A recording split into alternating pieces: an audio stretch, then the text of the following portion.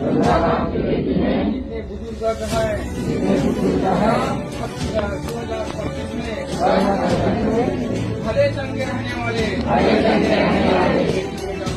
बेटी बेटा बचाए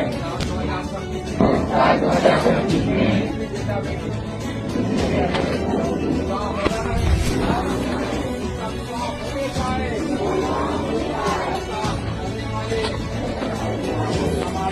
बेटा बन जाए।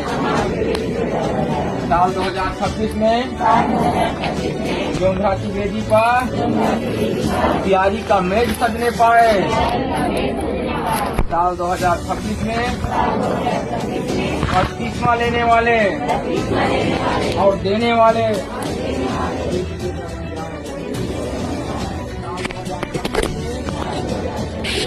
नए भवन में बेटी सजने पाए।